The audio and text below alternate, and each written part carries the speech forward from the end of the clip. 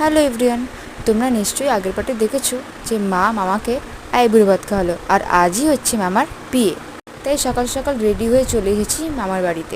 আমার মামার বাড়ি কাছাকাছি, তাই আগের দিন রাত থেকে আর থাকতে হয়নি। এসে দেখি মামা রেডি হয়ে বসে আছে গায়ে হলুদ হবে বলে। তারপর একে একে মা, মাসিরা, মামিরা সবাই মিলে গায়ে হলুদ দিয়ে দিল, আর এদিকে ক্যামেরাম্যান ফটো তুলছে। তো গায়ে হলুদ পর্ব শেষ হয়ে যাওয়ার পর এখন একটুখানি নানান পোজ দিয়ে ফটো সেশন চলছে। তো এখন আমরা যাচ্ছি গঙ্গা স্নানে। আমাদের বাড়ির কাছেই গঙ্গা, তাই দেরি হলেও কোনো প্রবলেম নেই।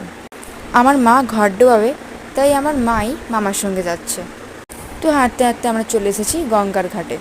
গায়ে হলুদ বলে কথা, তাই কম বেশি সবাই হলুদ শাড়ি পরেছে। তারপর গঙ্গা স্নান টান করে নিয়ে আমরা এখন যাচ্ছি বাড়ির দিকে, কারণ বাড়িতে গিয়ে খাওয়া দাওয়া করে নিয়ে রেডি হতে হবে তো বরযাত্রী যাওয়ার জন্য। রাতের বিয়ের মিনি ব্লগটা পরের পার্টে আসছে। বা